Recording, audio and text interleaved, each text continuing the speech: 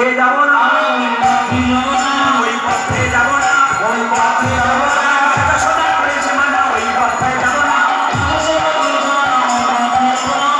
সোজা করেছে মানা ওই পথে যাব না। আমি তোর সঙ্গে যাব। কৃষ্ণ বলছে না না আমি দেখে আসি। কৃষ্ণ বলছে আমায় দেখায়ে দিবি, দেখায়ে দিবি, দেখায়ে দিবি, আগে দেখতে কেমন দেখায়ে দিবি, আগে দেখতে কেমন দেখায়ে দিবি রে, আমার নাকে গিতে সাথে গিতে দেখায়ে দিবি, আমার নাকে গিতে সাথে গিতে দেখায়ে দিবি রে। আমি আগে দেখে আসি কালিনাথ দেখতে কেমন, আমি তোদেরকে ও বলিব, তোদেরকে ও বলিব, আমি তোদেরকে ও বলিব, কালিনাথ আগে দেখতে কেমন তোদেরকে ও বলিব, কালিনাথ আগে দেখতে কেমন তোদেরকে ও বলিব, কালিনাথ আগে দেখতে কেমন নাচে গিতে সাজে গিতে, নাচে গিতে সাজে গিতে, নাচে গিতে সাজে গিতে,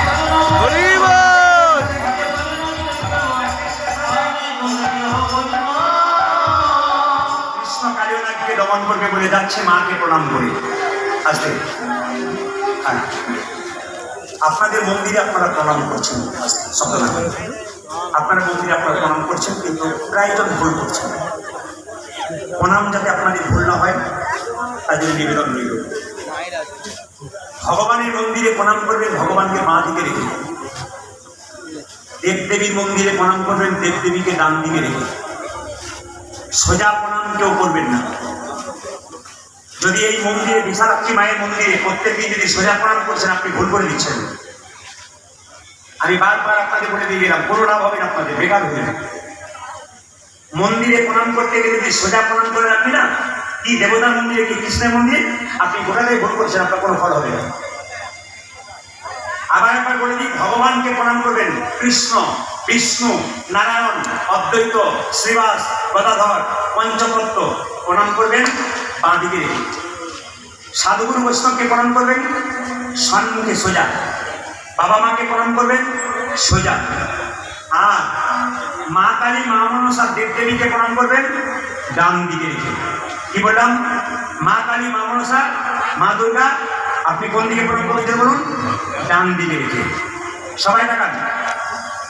যদি আসে বাবা, যদি কেউ কাউকে প্রণাম করবেন তো প্রণাম করতে গেলে আপনাকে মাথায় রাখতে হবে আপনার হাতটা কিন্তু এইভাবে প্রণাম করতে হয়। সবাই তাকিয়ে দেখে নিন। বেশ বেশ বেশ। আচ্ছা মাইরা, আপনি যাকে প্রণাম করবেন সে যদি বসে থাকে তার ডান পায়ে যেন আপনার ডান হাত পড়ে আর বাঁ পায়ে যেন বাঁ হাত পড়ে। এরকম করে কেউ দাঁড়িয়ে থাকলে প্রণাম করবেন, দেখবেন আপনার ডান হাতটা ওনার বাঁ পায়ে পড়ছে আর বাঁ হাতটা ডান পায়ে পড়ছে। যখন দাঁড়িয়ে থাকবে বা বসে থাকবে তখন প্রণাম হবে এইরকম, যাতে আপনার ডান হাত ওনার ডান পায়ে পড়ে, আপনার বাঁ হাত ওনার বাঁ পায়ে পড়ে। আসতে সাষ্টাঙ্গে প্রণাম করবে আমার বাবারা, আমার ভাইয়েরা, আমার দাদারা। সাষ্টাঙ্গে মায়েরা লম্বা হয়ে পড়ে কোনোদিন প্রণাম করবেন না।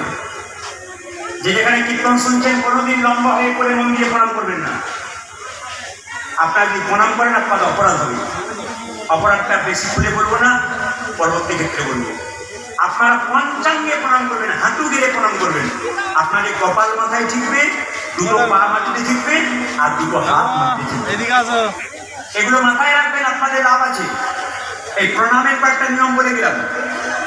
তবে একটা কথা আপনাদের বলে দিই, আসতে এই লীলার মাধ্যমে আষাঢ় মাসের 7 তারিখে আমাদের একটা উৎসব আসছে, ওটার নাম অম্বুবাচী। জয় বলুন হারানা। আচ্ছা মায়েরা কেউ জানেন এই অম্বুবাচী পালন কেন করা হয়? এই অম্বুবাচী পালন করা হয় 7ই আষাঢ় থেকে 10ই আষাঢ় পর্যন্ত 3 দিন।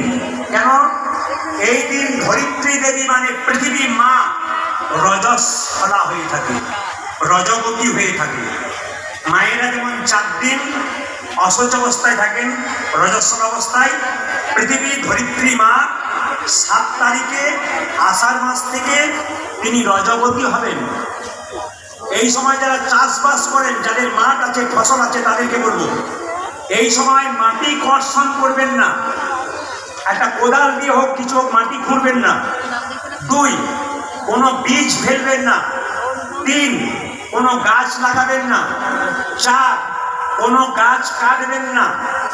5, ওই সময় ধরিত্রী দেবীকে 3 দিন ধরে প্রণাম করতে হয় দূর থেকে। আসামে একটা মন্দির আছে, ওই মন্দিরটার নাম কামাখ্যা মায়ের মন্দির। ভারতবর্ষে 51 পীঠের মধ্যে কামাখ্যা মায়ের মন্দিরে মায়ের যোনি পতিত হয়েছিল।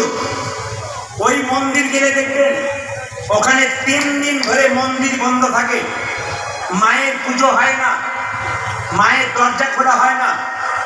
সেই জন্য বারবার বললাম আপনাদেরকে, যে যেখানে বসে আছেন, এই 3 দিন যারা বিধবা মায়ের আছেন তারা এই 3 দিন একটু আম এবং দুধ খাবেন, তাদের মঙ্গল আছে সন্তানের। এই অম্বুবাচীর 7 তারিখ থেকে 10 তারিখ পর্যন্ত যারা বিধবা মায়েরা হয়েছেন তাদেরকে একটু আম দুধ খেতে হয়, শাস্ত্র বলছে মঙ্গল হয়। আপনাদের কাছে নিবেদন রইল, অম্বুবাচী পালন করুন, কিছু নিয়ম পালন করুন, আপনার জীবন সুন্দর হবে। আমরা পালন করি না বলে আমাদের এত গন্ডগোল হচ্ছে। যে যেখানে আছেন, বসে আছেন মায়েরা, সবাই লক্ষ্য করবেন, ভগবান শ্রীকৃষ্ণ যাচ্ছে কোথায়? কালনাগকে দমন করতে। একটু বলুন তো, ভগবানের মাথায় কোন পাখির পালক ছিল, কোকিলের না কাকের? জোরে বলুন। ভাগ্যিস আপনারা এসছিলেন, আমার জানা ছিল না। ময়ূরে, ময়ূরে। আচ্ছা মায়েরা, এত পাখি থাকতে ভগবান মাথায় ময়ূরের পালক নিল কেন? তাকাবেন। বলছে ত্রেতা যুগে রামচন্দ্র 14 বছর যেন বনবাসে গিয়েছিল। রাবণ সীতাকে যখন হরণ করে নিয়ে গেল, একটা পাখি বাধা দিয়েছিল। পাখির নাম কি? জোরে বলুন। জটায়ু। পাখিটা যখন বাধা দিল, রাবণ কি করলো? জটায়ুর ডানা কেটে দিল। আর যখনই জটায়ুর ডানা কেটে দিল না, জটায়ু ছটপট ছটপট ছটপট ছটপট করছে। রামচন্দ্র কাঁদতে কাঁদতে সীতা সীতা বলে যখন পাগলের মধ্যে চলে যাচ্ছে, চিৎকার করে বলে উঠছে, প্রভু রাম, আমার মাকে আমি বাঁচাতে পারলাম না, রাবণ হরণ করে নিয়ে চলে গেল। এই দেখো আমার ডানা কেটে দিয়েছে।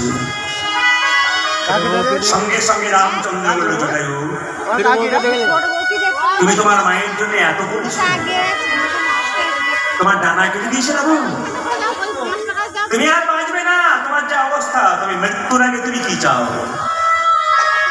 একটা পাখি ভগবানের কাছে যা চাইল, আমরা তা চাইতে পারলাম না মা। পাখিটা কি চাইল জানেন?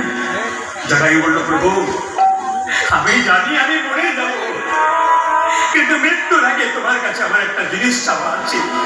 কি? যেন জন্মে জন্মে তোমার সঙ্গ লাভ করতে পারি। আপনারা যারা কীর্তন শুনতে এসেছেন, ঈশ্বরের কাছে প্রার্থনা করি আপনাদের পরবর্তী জন্মটা যেন গোবিন্দের চরণ দিয়ে হয়। আপনাদের বাড়ি বাড়ি যেন কৃষ্ণ ভক্ত সন্তান। জটায়ু, কথা দিলাম তোকে, আগামী দাপরে আমি হব কৃষ্ণ, তুই হবি ময়ূরী পাখি, তোর পালক আমি মাথায় নেব,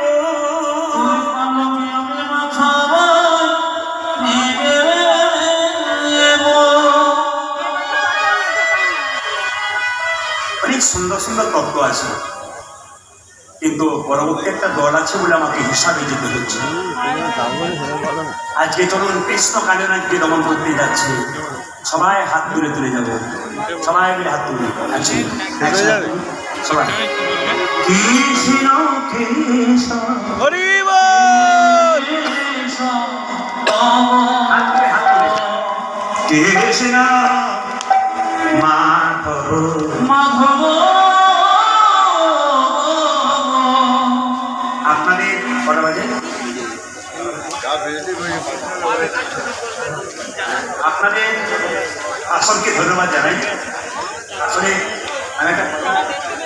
আপনাদের বলে দিয়ে যাই, আসলে আমি আজ থেকে 10 বছর আগে চেন্নাই গিয়েছিলাম আমার চিকিৎসার জন্য। তো আমার একটা শরীরে একটা প্রবলেম ছিল, যেটা আমি এখানে সারাতে পারিনি।